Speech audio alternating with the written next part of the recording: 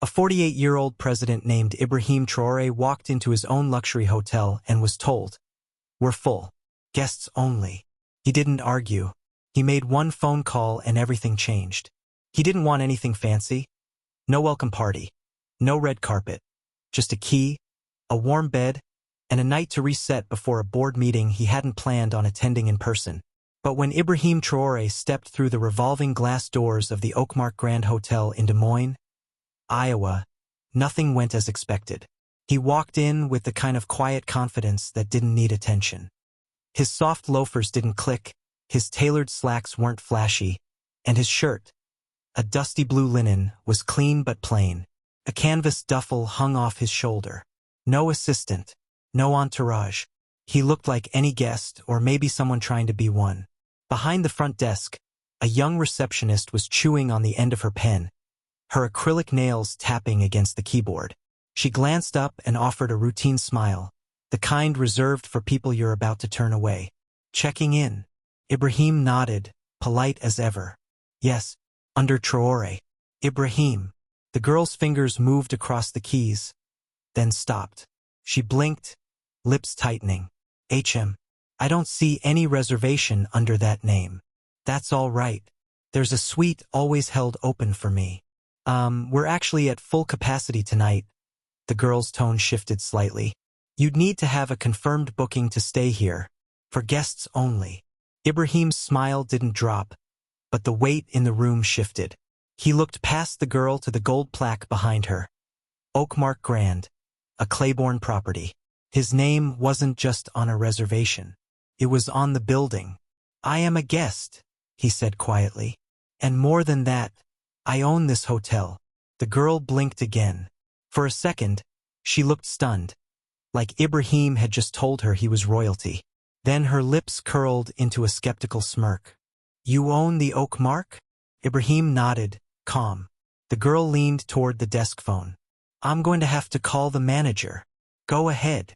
Across the lobby, a couple in golf polos looked over. A man sitting near the fireplace tilted his head. Ibrahim could feel it, the shift, that familiar weight, the look of someone must be lying, and we think we know who it is. Moments later, a thin man with a crooked tie and a clipboard appeared from a side door. His badge read Assistant Manager Neil Dorrance. He took one look at Ibrahim and immediately started speaking with forced cheer. "Good evening. Is there a problem with your reservation?" "He claims to own the hotel," the receptionist said a little too loudly. Neil hesitated. Ibrahim kept his eyes on him. "I don't claim," he said.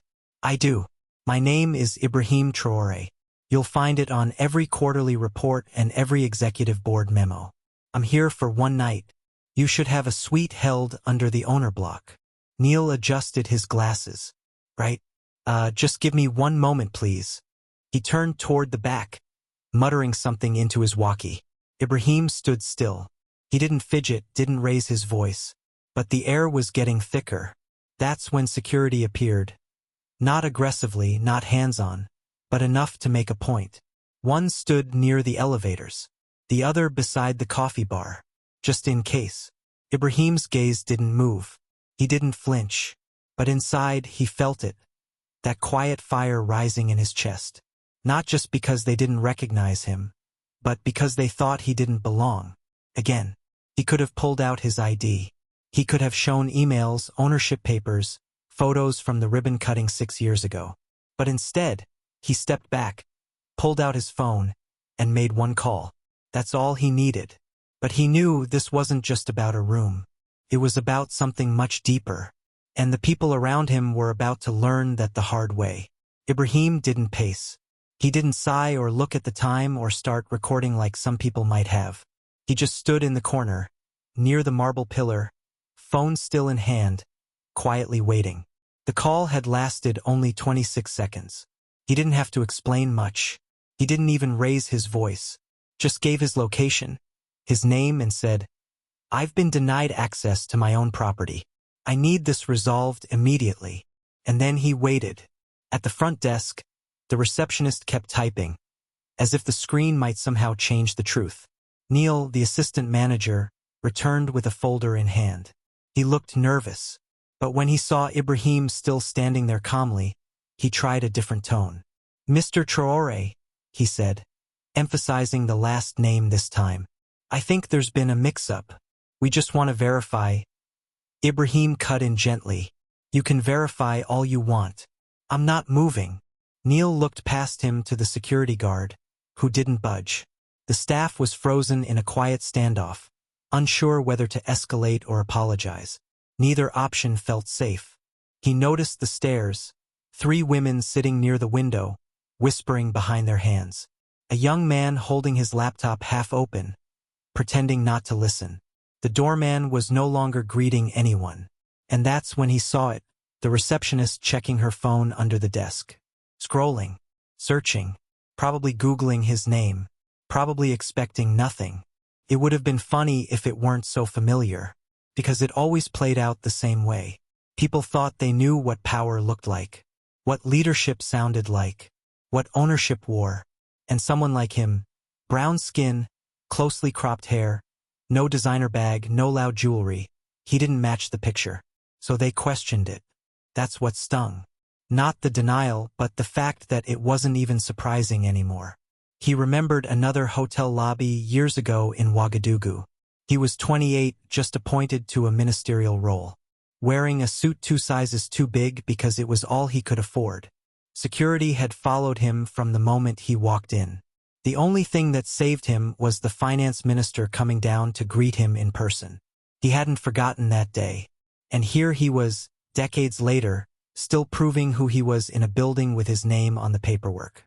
He sighed softly, eyes scanning the room. No apology yet. No correction. Just the ticking clock and people trying not to stare too hard.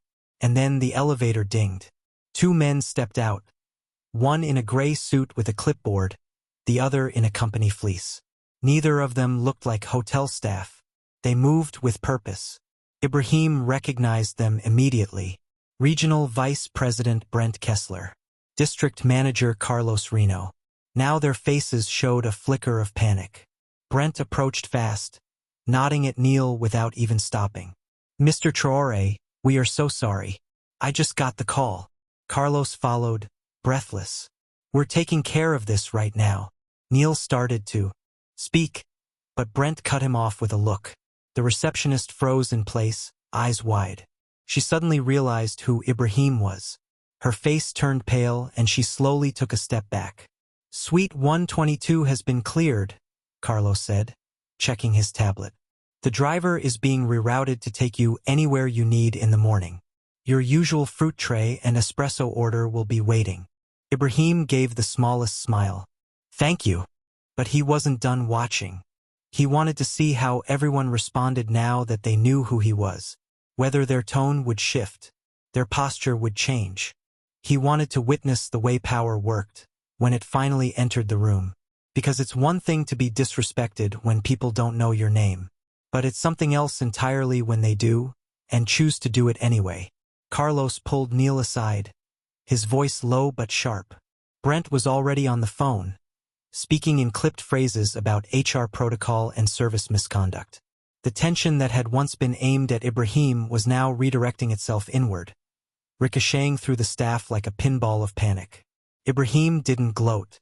He didn't fold his arms or raise his chin in victory. He simply walked back to the front desk, slow, quiet steps, and placed his phone on the counter. "I'll take the 12th floor suite," he said, his voice even. "Same setup. Please send someone up to confirm it's clean." The receptionist opened her mouth but couldn't find the words. Ibrahim didn't wait for her to try. He turned to Brent. "Have I been checked in?" "Just finished," Brent replied, flipping his clipboard. "You'll have 2 key cards and an incident report by the time you're in the elevator." "Good. And the rest?" He nodded. "We've issued a site-wide notification. Corporate audit team is on standby. All current staff will be required to go through recertification on guest protocol. And disciplinary actions will begin tonight." Ibrahim glanced over at the receptionist, who was now nervously biting the inside of her cheek. Her acrylic nails tapped against the desk, but the rhythm had changed, not careless. Now anxious. "You'll speak to her," Ibrahim said plainly. Brent cleared his throat. Yes, sir. Privately. With HR present. Carlos looked ready to say more, but Ibrahim raised one hand. I'll speak to her too. Not now. After I've rested. He took the key cards, nodded once, and walked toward the elevator. Heads turned. Some guests whispered. Others watched in silence. But no one spoke to him directly. The elevator doors opened.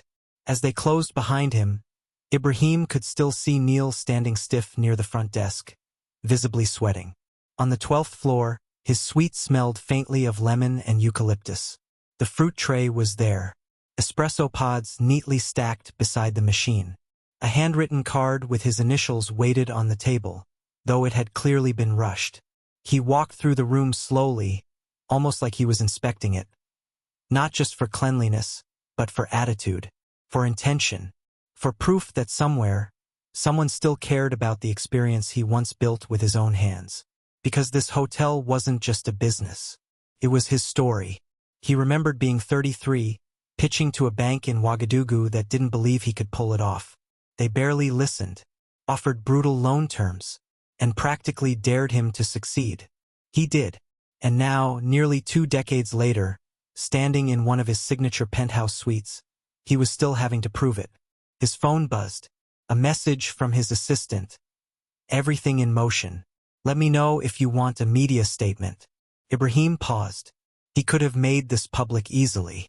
One post and it would have gone viral. One interview and the headlines would have written themselves. But he wasn't interested in headlines tonight. This wasn't about rage. It wasn't about revenge. It was about respect, and how it was too often tied to assumptions, not reality. He sat on the edge of the bed, hands folded in silence. Outside, the night was still alive. Traffic humming along Grand Avenue. The distant horn of a freight train in the industrial zone. But in the suite, it was still. Heavy. Then a knock at the door. Room service. The young man brought in a fresh espresso, a note of apology from the kitchen manager, and an offer to send a massage therapist on the house. Ibrahim thanked him softly, then closed the door behind him. He sat back down, took a slow sip of the espresso, then looked toward the window at the faint lights. Flickering across the city, he could feel a shift beginning. Not just in this hotel, but in himself. Something was going to change. At exactly 6:30 a.m., Ibrahim Traoré descended the elevator. This time not as a guest, but as the president and owner. His suit was crisp, deep charcoal with a clean ivory shirt. Polished shoes echoed with every step. And in his eyes, a quiet focus no one dared interrupt. The lobby, just beginning to stir with early checkouts and coffee runs, shifted when he appeared. Staff turned. Conversations paused. Even the barista behind the corner kiosk stopped mid-pour. Brent and Carlos were already waiting near the fireplace with 3 folders and 2 cups of coffee. Neither touched. They looked like men who hadn't slept, and probably hadn't. Ibrahim nodded slightly and headed straight for the small executive conference room just past the concierge desk. Brent followed. Carlos fell in step behind.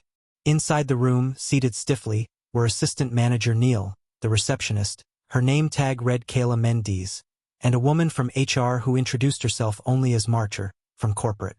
Her notepad was already open. Ibrahim didn't sit. He remained standing at the head of the table, arms folded. No one spoke at first. The silence was dense. Then he asked quietly, "Would someone like to explain what happened last night? From your perspective?" Kayla looked down immediately. Neil cleared his throat but couldn't find a single word. Ibrahim waited. Finally, Kayla mumbled, "I just didn't think he was... I didn't expect... You didn't expect someone like me to own the building." Ibrahim finished for her. Calm. Controlled. Kayla nodded, barely. "Was I rude to you?" Ibrahim asked. Kayla shook her head. "No, sir. Did I raise my voice? No. Did I threaten anyone?" Kayla's voice was barely a whisper now. "No." Ibrahim took a slow breath and turned slightly toward Marcher. "I don't need this to be a firing squad," he said. "But I do need accountability." Marcher nodded. "Understood." Carlos chimed in. We're prepared to issue a formal write-up and remove her from front desk rotation until recertification is complete. Neil will be placed on administrative review, pending further interviews. Ibrahim nodded once, then finally sat down. He turned toward Kayla. Again. How long have you worked here? For months. And in that time, how often have you thought about who built this hotel? Where it came from? Kayla hesitated. I guess I just assumed it was some corporation. A group of investors or something. Ibrahim let the moment hang. Do you know how many properties I've built across this continent? Kayla shook her head. 17. From Ouagadougou to Dakar. Every one of them designed with intention. Luxury made accessible. Service made human. I built this brand because I was tired of being treated like a shadow. He leaned in slightly. So tell me why, when I walk into my own lobby, I'm still invisible to the people working under my name? The question wasn't angry. It was tired, honest, heavy. Kayla looked like she wanted to melt into her chair. Neil stared straight ahead, face red. Carlos spoke again. We've already drafted a memo that will go out to every Claiborne property today.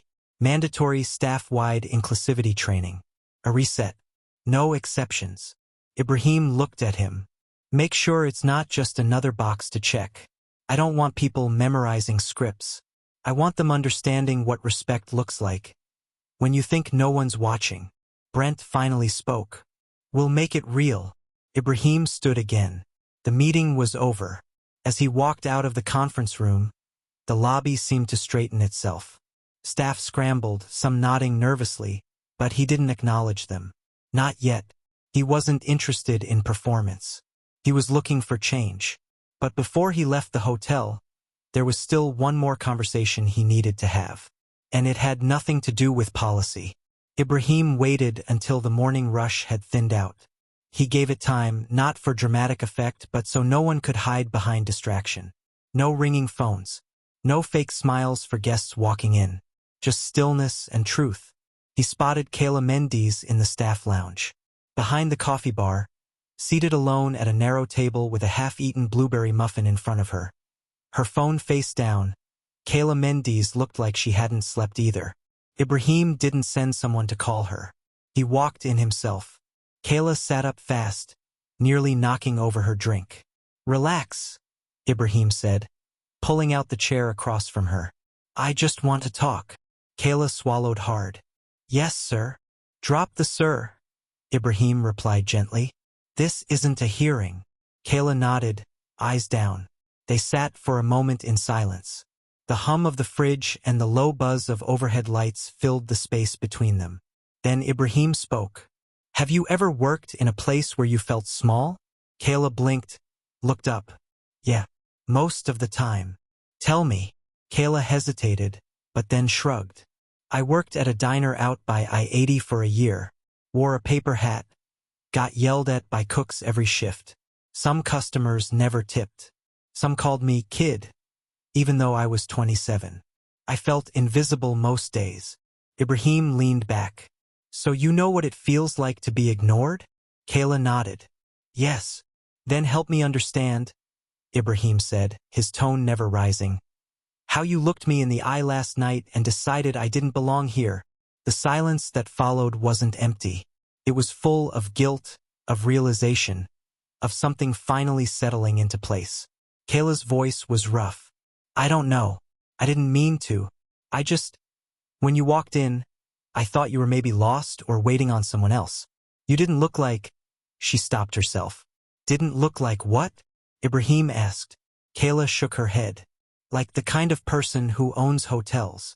Ibrahim didn't flinch. And what does that kind of person look like?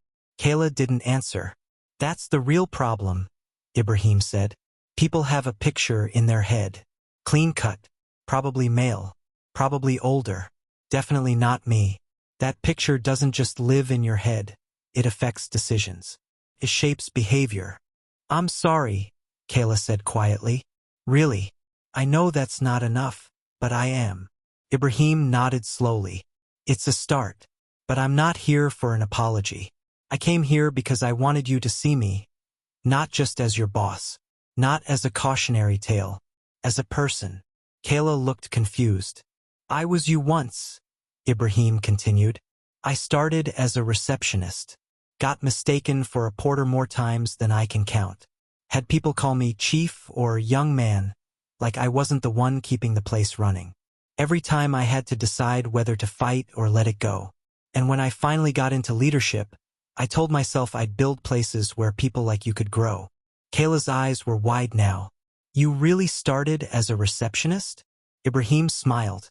In Bobo Dioulasso, my first manager told me I sounded too educated to be on phones and moved me to night audit.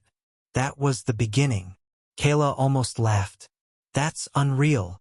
It shouldn't be, Ibrahim said. It should be normal. He stood up. I don't need you to be perfect, but I do need you to be aware. Every guest who walks through that door, old, young, dressed up or not, deserves dignity. Start there, and you'll never have to recover from moments like last night again. Kayla stood too. Thank you for talking to me. I mean that. Ibrahim nodded once and left her standing there. But as he walked back through the lounge door, something in him felt lighter, because the message had finally landed where it needed to. By mid-morning, the rhythm of the Oakmark Grand had returned, at least on the surface. Guests wheeled their bags across polished tile. Coffee cups clinked gently at the bar. A small family asked about nearby zoos. The world moved on like it always does. But inside the management office, it was different. Brent stood by the window watching the valet rotate cars in front of the main doors. Carlos typed quietly at his laptop, drafting the official internal memo. Marcher, the HR lead, reviewed new onboarding modules with a stony focus. And in the center of it all, Ibrahim read through a fresh stack of evaluations, personnel files flagged for review. He wasn't angry. He was exact. I'm not here to punish, he said aloud, scanning one report. I'm here to prevent repetition. Carlos looked up. We're adjusting our interview process for front desk hires, not just for skill, also for empathy, pattern testing, bias evaluation. Good, Ibrahim replied. He tapped his pen once on the desk. And put me on the rotation starting next quarter. I'll show up at random properties. Quietly, like I did here. Brent raised an eyebrow. You want to be, what, a secret guest? Not secret, Ibrahim said. Just anonymous. Until I'm not. Carlos grinned slightly. That's going to make a lot of people nervous. Good, he said. Let them sit in it. The real version of this job doesn't come with warnings. He stood, slipping the papers into a folder. Have the new training go live by next Friday. Include story modules. I want staff reading actual experiences from guests, not fake scripts. I want real words, human ones. Brent nodded. Consider it done. Ibrahim left the office, walking back into the lobby. He stopped near the reception desk, where a new agent had taken over. The agent smiled immediately, respectfully, like someone who understood this wasn't just another man in a suit walking by. Ibrahim returned the nod, then looked around. Everything seemed still on the outside, but he could feel it. Small cracks forming in old habits. And that's how real change begins. Not with a press release. Not with a public apology. With quiet corrections. Repeated until they stick. He made his way to the elevator, headed back upstairs to grab his things. His flight wasn't until late afternoon. There was time. When the doors opened on the 12th floor, he stepped out, shoes soft against the carpet. The hallway smelled faintly of fresh linens and lemon. The suite door stood ajar. Housekeeping must have just finished. Inside, his bag was packed, neatly zipped. His laptop rested on the desk, charger wrapped. Everything was in order, except one thing, a note, folded, sitting on the nightstand. He opened it. Mr. Traoré, thank you for your grace. I'll be better. Kayla, it wasn't fancy. No envelope. Just lined notepad paper and careful handwriting. But it meant more than a pre-written company apology ever could. Ibrahim folded it once and slipped it into his bag. Downstairs, a car was waiting. As he exited through the lobby, the same doorman from the night before opened the door with purpose. "Safe travels, Mr. Traoré," he said warmly. "We hope to see you again soon." Ibrahim smiled. "You will." As the car pulled away from the curb, he didn't look back. He didn't need to, because he'd left something behind. Something heavier than luggage. He'd left the weight of being misjudged. The quiet ache of having to explain his worth. And what replaced it was better understanding. Discomfort. Growth. For them and maybe even for himself. But there was still one last thing he wanted to say. Just not to the hotel. Not to the staff. This message was meant for anyone who'd ever had to stand in a room and prove they belonged. The ride to the airport was quiet. No small talk from the driver. No music playing from the radio. Just the soft thrum of tires on pavement and the occasional blink of a turn signal. Ibrahim sat in the back seat, one hand resting on his bag, the other holding the folded note from Kayla. He hadn't read it again, but it was there like a reminder, like a small piece of proof that the previous night hadn't been for nothing. He stared out the window at the rows of brick buildings, the corner gas stations, the faded signs for mechanics and bakeries. This wasn't where he'd planned to be this week. And yet, maybe he'd been meant to be here all along. Not for the board meeting, not for the business, but for the conversation. Because the truth is, this kind of thing didn't shock him anymore. He wasn't angry that it happened. He was tired that it kept happening. Tired of how often worth gets measured by assumptions. Tired of how fast people sort you into categories without asking a single question. Tired of being made to explain things he should never have to say aloud. Yes, this is mine. Yes, I built it. Yes, I deserve to be here. And yet, he wasn't bitter. That's the part people don't understand. Ibrahim didn't carry bitterness. He carried memory. And memory can be powerful if you use it right. As the airport signs came into view, he thought about his younger self again. That boy working night shifts in dusty offices, wearing ill-fitted shirts, no title, no recognition. Just drive. Just belief. Belief that someday he'd build something no one could take from him. He had done that, but buildings weren't enough. Because even with 17 properties and a team of executives reporting to him, people still looked at him and saw something else. Something less. So what do you do when the world refuses to see you? You make sure you see yourself clearly, without apology. And then you walk in anyway. You hold your ground. You speak plainly. You don't beg for permission. You act like the door was always yours. Ibrahim stepped out of the car, grabbed his bag, and nodded at the driver. No more words needed. Inside the terminal, people hurried around him with coffee cups and roller bags. Flight announcements echoed through the ceiling speakers. He moved quietly, almost invisible again in the rush of strangers. But in his chest, something had settled. He had taken a moment of humiliation and turned it into a mirror, for everyone in that hotel to finally see themselves. And mirrors don't lie. They show you who you really are. He hoped Kayla would grow from it. He hoped Neil would learn. He hoped Carlos and Brent would follow through on every promise made in that office. But if they didn't, he'd still be standing. He always had been. Because dignity wasn't something anyone gave him. It was something he never gave up. And for anyone watching, anyone listening, who'd ever been dismissed, doubted, or spoken to like they didn't matter, Ibrahim had one final thing to say. You don't have to shout to be heard. You just have to know who you are and walk like it. Every single time. Let them be uncomfortable. Let them learn. Let them wonder how they missed it. And when they finally see you, make sure they never forget.